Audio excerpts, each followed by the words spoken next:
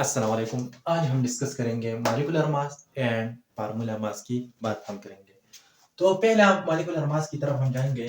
Molecular mass क्या है? Molecular mass is the sum of relative atomic mass of all atom present in molecule. फर्ज करें ethane ये एक मॉलिक्यूल है, इसमें कितने एटम है, इस एटम की एटॉमिक मास से हम ऐड करेंगे, एडिशन करेंगे, सम करेंगे, इसको हम नाम देते हैं मॉलिक्यूलर मास। क्योंकि ये मॉलिक्यूल है और मॉलिक्यूल के एटम हम ऐड करेंगे तो इसको हम नाम देते हैं मॉलिक्यूलर मास। ठीक है, परस करें मैं एग्जांपल लेता हूँ, आप अच्छी तरीके से समझते हैं। दिस इज मॉलिक्यूलर मास, यानी ईथेन की मॉलिक्यूलर मॉलिक्यूल है। तो एटॉमिक मास, अब कार्बन की बात हम करेंगे। कार्बन आप देखेंगे कि सी और 12, यानी 6 जो है वो इसकी एटॉमिक नंबर है, लेकिन मास नंबर है वो क्या है? 12 है। ठीक है, यानी एटॉमिक मास जो है वो 12 है। तो कार्बन जो है एटॉमिक मास जो हम देखेंगे वो 12 है, और हाइड्रोजन हम देखेंगे इसकी एटॉमिक मास जो है वो 1 है। ठीक है, तो मॉलिक्यूलर मास ऑफ ईथेन, यानी हम जो है मॉलिक्यूलर मास मालूम करेंगे ईथेन का। तो कैसे हम मालूम करेंगे? इसमें कार्बन कितने हैं? 2 है। ठीक है, और 2 and 2 multiplied by atomic mass of carbon, atomic mass of carbon, and 6 जो है वो हाइड्रोजन है, और इसकी एटॉमिक मास से हम मल्टीप्लाई करेंगे क्योंकि 6 हाइड्रोजन है। एटॉमिक मास ऑफ हाइड्रोजन देखो, 2 into atomic mass of carbon कितने हैं? 12 है, मैंने पहले बताया कि 12 है। तो plus 6 and atomic mass of hydrogen जो है वो क्या है? 1 है। ठीक है, तो 12 और 2 मल्टीप्लाइड बाय 24, प्लस जो है वो 6, 1 जो है वो 6 बन जाते हैं। तो एटॉमिक मास ऑफ ईथेन, यानी मॉलिक्यूलर मास ऑफ ईथेन जो है कितने बनेंगे? तो 13 बनेंगे। So this is the molecular mass of ethane. ना हेक्सेन मॉलिक्यूल मैंने लिया, और हेक्सेन आप देखेंगे कि हेक्सेन जो है इसमें 6 कार्बन है और 14 हाइड्रोजन है। तो ये 6 कार्बन, 6 हमने इस यहाँ लिखा, और वो मल्टीप्लाई करेंगे एटॉमिक मास ऑफ कार्बन। तो mass atomic mass of carbon जो है वो 12 है, तो 6 और 12 जो है वो 72 बन जाते हैं। ठीक है, 14 हाइड्रोजन है, वो एटॉमिक मास ऑफ हाइड्रोजन हम देखेंगे तो 1 है, तो 14 1 जो है वो मल्टीप्लाई होगा। सो मॉलिक्यूलर मास ऑफ हेक्सेन जो है हम ऐड करेंगे एक दूसरे के साथ, तो क्या बन जाते हैं? वो बन जाते हैं 86। ठीक है, so now we can discuss about formula mass of. Formula mass यानी ये आयन के लिए जो है, यानी एक कंपाउंड जो है आयनिक कंपाउंड के लिए है। ठीक है, परस करें डिफिनेशन क्या है? Molecular mass is the sum of atomic mass of ion, यानी आयन मीन एटम, यानी परस करें आयन जो है, एटम जो है वो आयन फॉर्म में मौजूद होगा, present in the formula unit of ionic compound, यानी फार्मूला मास जो है वो हम आयनिक कंपाउंड के लिए यूज करेंगे। ठीक है, परत सोडियम क्लोराइड ये एक कंपाउंड है, आयनिक कंपाउंड है, यानी इसके बीच में आयन जो है वो है आयनिक बॉन्ड मौजूद है, यानी ये जो है पॉजिटिव चार्ज है और ये नेगेटिव, तो इस वजह से हम आयन बोलते हैं। ठीक है, तो एटॉमिक मास ऑफ सोडियम हम देखेंगे तो कितने हैं? 23। ठीक है, एटॉमिक मास यानी यानी सोडियम हम देखेंगे तो इसकी जो एटॉमिक नंबर है वो 11 है, लेकिन एटॉमिक मास जो है वो कितने हैं?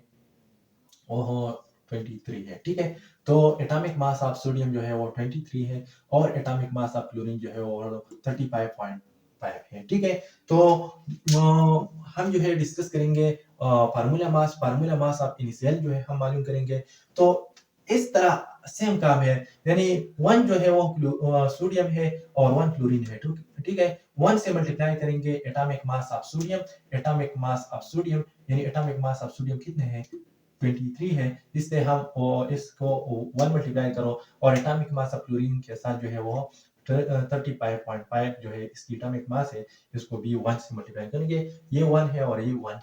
ठीक है, सो डिस्कस 123 जो है वो मल्टीप्लाई होगा, 23 बन जाते हैं, और ये 35.5 जो है 1 से मल्टीप्लाई होगा, 1 से बन जाते हैं।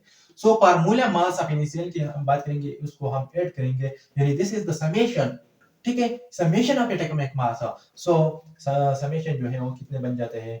वो 58.5 जो है mu ये बन जाता है। ठीक है, now discuss about this is the ionic compound, यानी ये एक कंपाउंड है, और इसकी जो है हम फार्मूला मास हम कैसे निकालेंगे?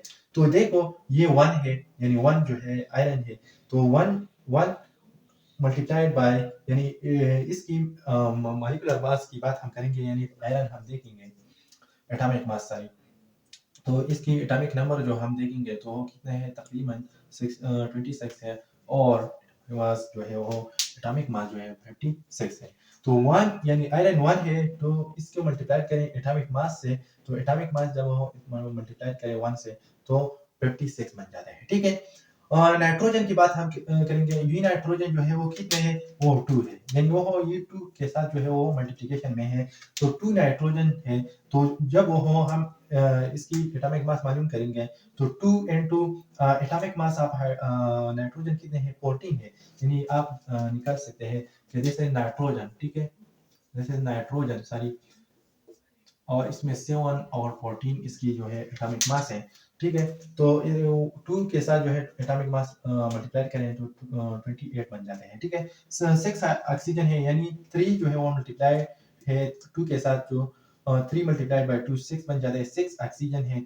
ऑक्सीजन की एटॉमिक मास 18 यानी 16 है, ओ एंड 16, ठीक है, और यहाँ जो है 8, ठीक है। तो जब वो इससे मल्टीप्लाई करें 96 बन जाते हैं, और मॉलिक्यूलर मास FeNO3 इसकी जो है 180 जो है इसकी एटॉमिक मास यूनिट, यानी this is the formula mass of FeNO3 and this is the molecular mass of जो है वो हेक्सेन है। So these are about molecular mass and thermal mass. Inshallah we'll discuss another point of view. आखिरी बात है zona, अगर आपने अभी तक हमारे चैनल से नहीं प्लीज सब्सक्राइब करो, उसकी 2 बेनिफिट्स हैं। एक तरफ हमारी फैमिली बढ़ती है, जिससे आपकी वजह से हमको मोटिवेशन मिल सकती है, और मैं आपके लिए ऐसे अच्छे वीडियो बनाऊंगा। So firstly take a screenshot.